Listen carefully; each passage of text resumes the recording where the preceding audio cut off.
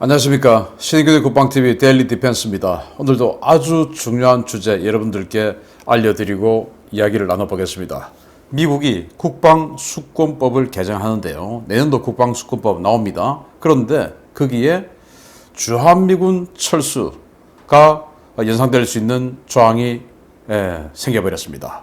이제 주한미군 철수 카운트다운 될 것 같은데 이 정부가 이런 식으로 나가면 미국이 여기 있을 이유가 없죠. 왜냐? 아프가니스탄 우리가 봤지 않습니까? 한국하고 아프가니스탄은 가치가 다르다 라고 이야기를 하는데 그게 아니다라는 겁니다. 보겠습니다. 정말 큰일 난 상황 보겠습니다. 미국과 호주 중심의 정례 군사 훈련이죠. 탈린스만 세이버 2021이 7월 달에 호주 일원에서 열렸는데요. 주로 이런 훈련을 했습니다. 그냥 뭐 대표적인 사진인데 미군 전력들이 호주에서 뭔가 로켓을 쏘고 있습니다. 미 육군, 미 해병대 이런 전력들이 로켓을 쏘고 있는데 이 타겟이 바로 군함들입니다. 군함을 향해서 로켓을 쏘는데 뭐 이런 장거리 타격 연습을 주로 이번 탈린스만 세이버에서 했어요. 장거리 타격. 뭐 전차 가지고 막 짓밟고 돌격하고 중심 돌파하고 이게 아니고 멀리서 장거리 타격하는 연습을 했습니다.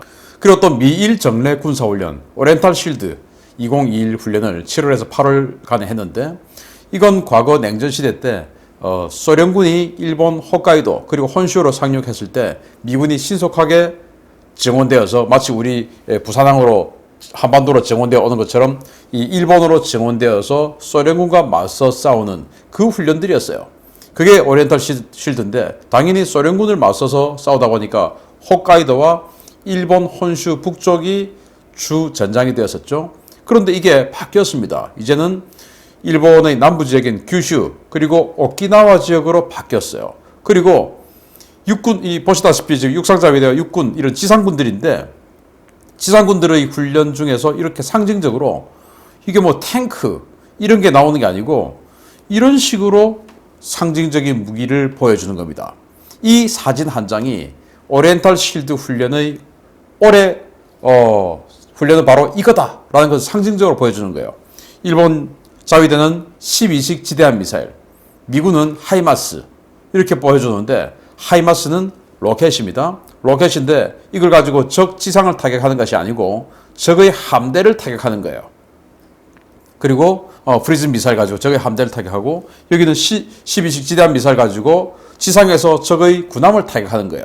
그래서 이제는 미국의 관심은 또 일본, 호주 이런 나라들의 관심은 그냥 육상에서 적의 군함을 멀리서 때리는 이런 곳에 관심을 가지게 되었습니다. 그래서 최근 태평양 미군 전략의 변화를 한 장에 압축한 사진이 바로 이건데 탈린스만 세이버 훈련할 때 사진이죠. 미군의 이런 하이마스가 수송기에서 내려옵니다. 그리고는 하이마스가 딱 기립을 해서 쏘겠죠.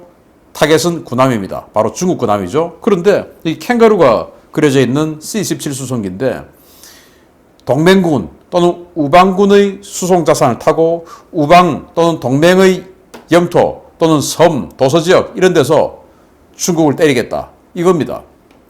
이런 식으로 미 태평양 전략이 완전히 군사 전략이 바뀌고 있다. 그래서 20년 만에 다시 시작된 미군의 전면적 군사개혁 키워드는 바로 MDO입니다. 20년 전에 부시 대통령 시절에 럼스펠드 국방장관이 전략적 유연성이라는 개혁 화두를 던졌죠. 그 이후에 미군은 개혁이라는 말을 거의 안 해오다가 지금 이제 MDO라는 개혁 화두를 꺼냈어요. 바로 멀티 도메인 오퍼레이션, 다영역 작전입니다. 과거에는 뭐 지금까지도 육군은 지상에서 적의 지상군을, 해군은 바다에서 적의 해군을, 공군은 하늘에서 적의 공군을 제압하고 그리고 지상군을 지원해주고 뭐 이런 거였는데 이제는 그런 영역 없다. 육군은, 해군, 공군은 어디서 싸우느냐가 그 군의 성격을 나눠주는 것이지 무엇을 상대로 싸우는 건 아니다. 상대는 다 똑같다. 그런데 이번 상대는 육상에서 때리는 게 좋으냐, 해상에서 때리는 게 좋으냐, 공중에서 때리는 게 좋으냐, 그걸 결정할 뿐이다. 해병대, 과거의 해병대는 이 상륙함에다가 전차를 쫙 싣고 들어가서 적의 지상에 딱 터치다운해서 밀고 올라가는 거. 그래서 상륙작전이었죠. 이제는 미 해병대는 상륙작전 없다. 필요 없다 그거. 전차대대 없애라. 상륙작전 의미 없다. 전차대대, 미 해병대는 지금 전차대대를 없애고 있어요. 그렇게 해서 그 없앤 전차대대 가지고 군함을 타격하는 지대한 미사일들을 또 하이마스 운용 부대를 만들어 나가고 있습니다. 뭐 이런 식으로 바꾸고 있어요. 그래서 과거에는 우주군 뭐 이런 거 다 따로였는데 지금은 우주군 또 사이버 스페이스, 사이버군 그리고 육해공 모든 것이 다 엮여 있다. 하나의 무기 체계로 또는 하나의 전력으로 한 영역에서 싸우는 게 아니고 멀티 도메인 그러니까 여러 영역에서 한꺼번에 그냥 싸우는 거다. 이렇게 바꾸는 거죠. 지상, 해상, 우주, 공중, 사이버, 전자기 전 영역을 종횡무진하는 미군의 미래전 수행 개념입니다. 종내의 재병 협동 개념을 넘어서 그 능력이 극대화된 센서와 슈터, 결심 요소를 하나의 네트워크로 묶어 모든 공간에서 가장 효율적인 전력으로 교전하는 작전 수행 개념으로 전 영역 작전으로 발전 중입니다. 지금은 다영역인데 앞으로는 전 영역, 올 도메인으로 발전하는 중이다라는 거예요.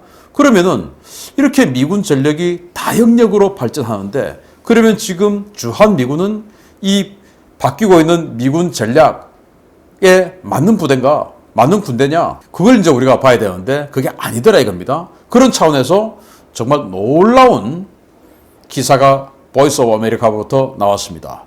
자, 미 하원이 내년도 국방수권 법안에 주한미군 감축 제한 조항을 삭제했습니다.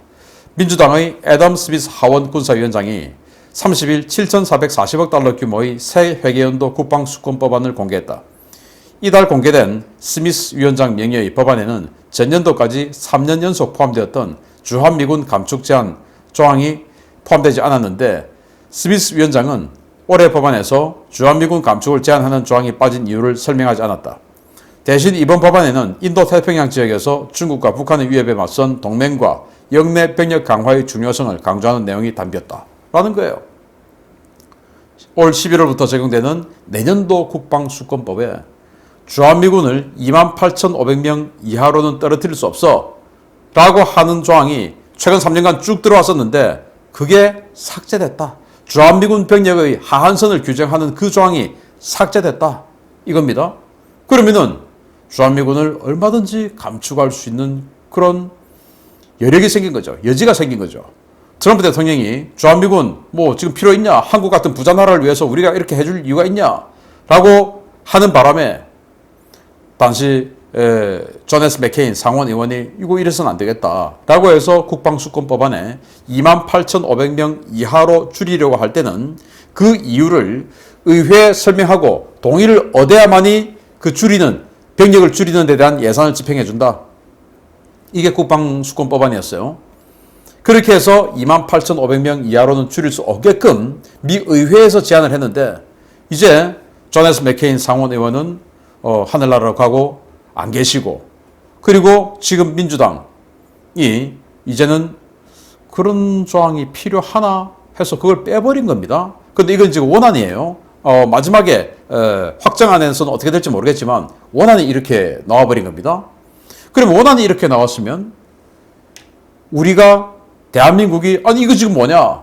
나가겠다는 거냐? 라고 항의하고 이렇게 되었을 경우에 그 원안이 바뀔 수도 있죠. 그러나 대한민국이 마음속으로는 아유 불감청 고소원이네. 나가겠다. 나가라. 라고 하는 정부라면 그 원안이 바뀔 가능성은 없죠. 그러면은 상황에 따라서 여건에 따라서 나갈 수도 있게 돼버린 겁니다. 정말 위험한 상황이 된 거죠.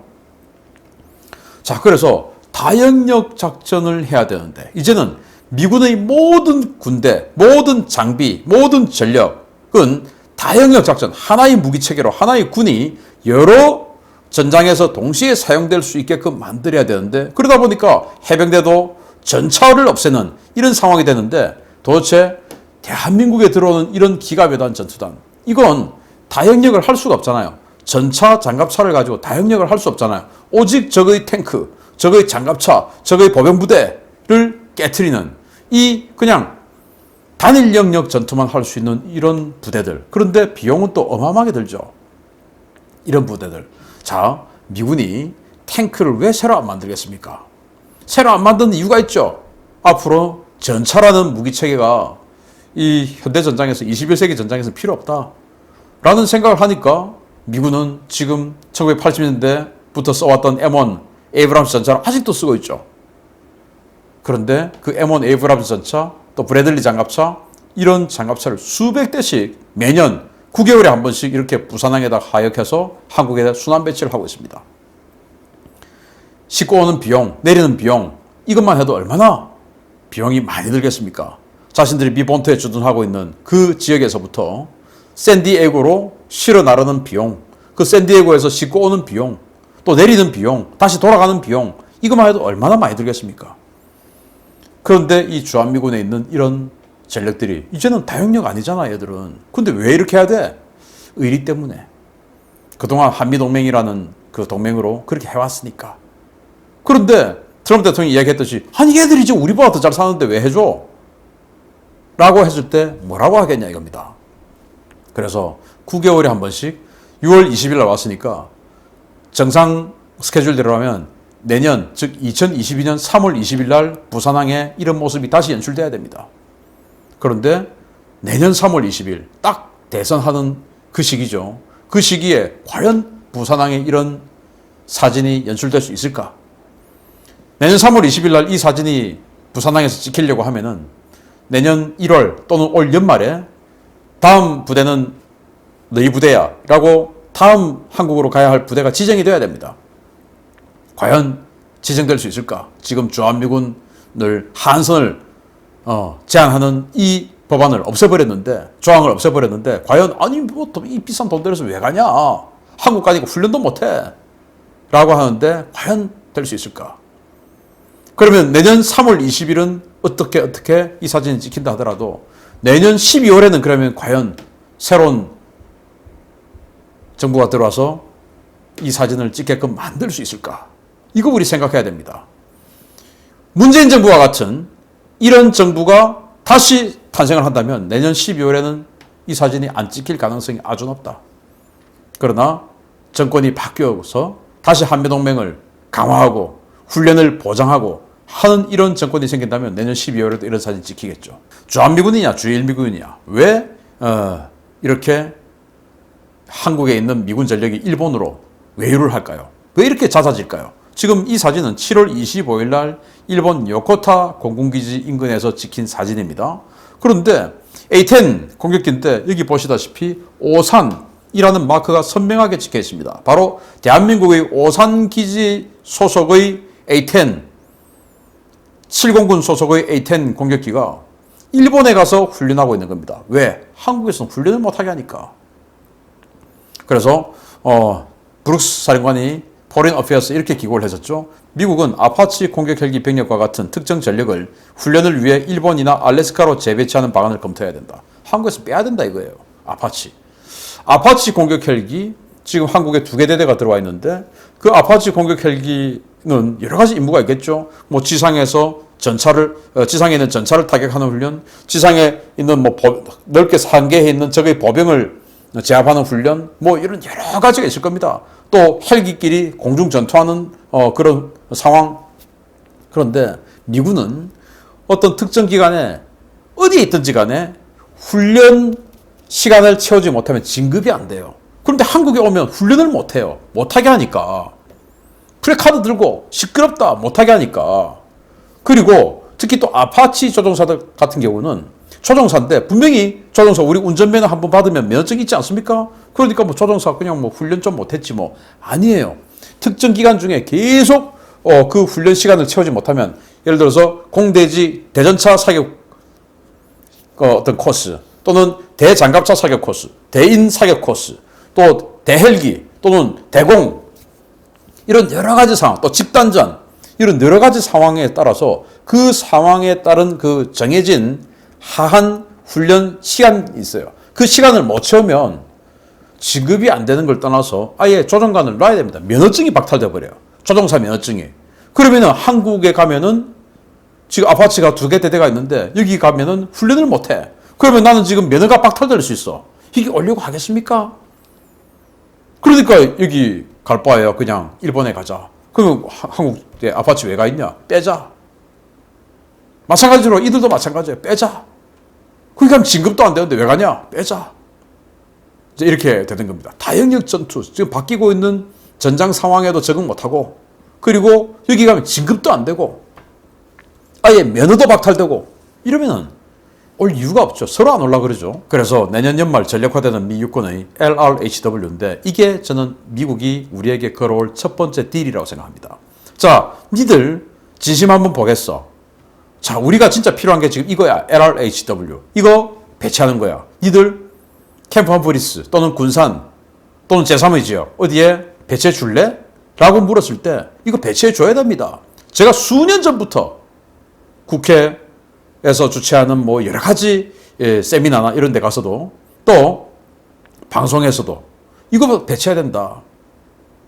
그게 과거에는 전략 중심 타격 미사일 이런 식으로 했었는데 지금 이제 이름이 확정됐죠. LRHW. 이게 장거리 극초음속 무기인데요. Long Range Hypersonic Weapon. 중거리 핵전력 파기 직후에 개발되고 있는 미 육군의 중거리 탄도미사일입니다. 최소 1700마일 이상의 사거리를 가지고 있으며 마하 5의 극초음속 비행체 CHGB를 탑재하고 C-17 수송기로 이동 가능하며 올해 시범 생산에 들어가서 2023년 이전에 전력화 예정입니다. 즉 내년 하반기부터 전력화를 하는 겁니다. 우리 대한민국이 정권이 바뀌고 나서부터 새로운 정권이 들어오고부터 이게 전략화가 되는 겁니다. 그러면 이 무기체계의 상대는 누구냐? 바로 베이징이죠. 중국이죠. 그러면 현재로서는 그냥 생각하기에 이렇게 지대지 미사일인데 마하5 대단히 빠른 건 아니에요. 그래서 일본에서 이걸 쏘면은 마하5 정도밖에 안 되기 때문에 중국에게 탐지 요격될 가능성이 크죠. 그런데 한국에서 쏘면은 상대적으로 훨씬 더 가깝기 때문에 이거 좋죠. 그래서 한국의 지정학적 위치, 지전략적 위치 이런 것들이 훨씬 좋습니다. 그래서 한국 배치해줘 라고 할 가능성이 아주 높고 그런 차원에서 2018년도에 중국 왕이 외교부장이 강경화 한국 외교장관에게 이렇게 얘기했습니다. 니들 미국 중거리 미사일 배치하면 가만두지 않아. 사드 때는 장난으로 생각해 라고 할 정도로 협박을 했었죠. 그래서 저는 이거를 배치해줘야 된다.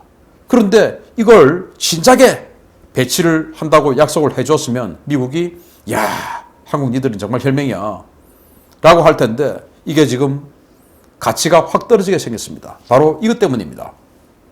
IRCPS 그러니까 중거리 재래식 신속 타격 Intermediate Range 이게 생겨버렸어요. 잠수함에다 꽂겠다 이겁니다. 왜? 한국이 안 해주니까.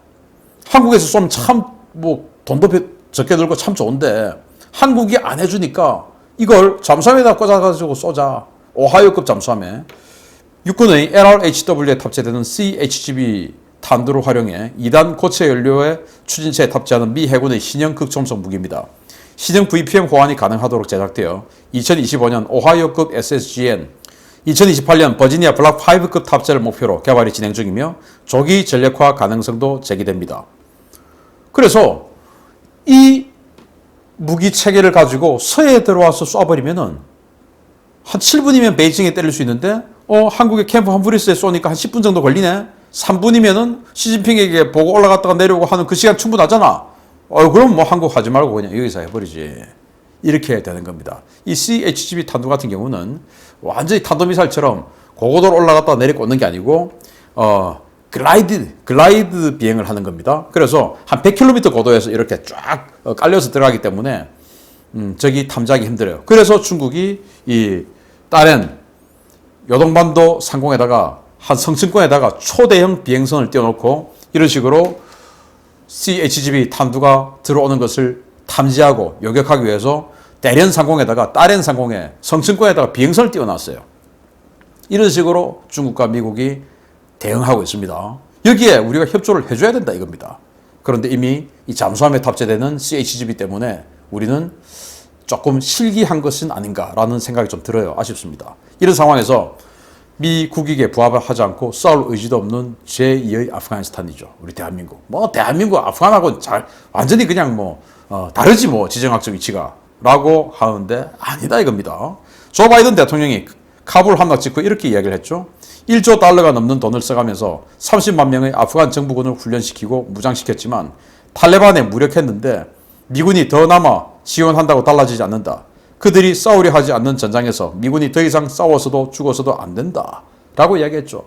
아니 본인 스스로가 안 싸우려고 하는데 우리가 왜 피를 흘리냐 돈을 써가면서. 그럼 철수하는 거지. 라는 거 아니겠습니까? 대한민국이 지금 싸우려고 합니까? 아니죠. 오늘도 이렇게 미 대사관 앞에서 미군 철거, 이제는 또 철수도 아니고 철거예요, 철거. 철수는 나가라 이건데 철거는 때려 부숴서 쫓아내라 이거 아닙니까? 야, 기가 막히죠. 그런 상황에서 대선 지지율 랭킹 1위 이자는 미군은 점령군 맞다 이렇게 이야기를 하죠. 이런 나라에 같이 싸우지도 않아. 그리고 뭐 돈을 빨리 주는 것도 아니야.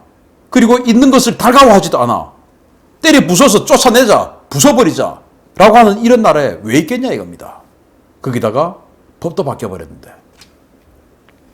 아프가니스탄에서 목도한 미군 철수 후에 그들의 세상이죠. 자, 아프가니스탄의 탈레반 때문에 지금 뭐 그냥 바로 뭐 가수, 예능인, 뭐 코미디언 바로 그냥 쏴 죽여버리지 않습니까? 마음에 안 든다고.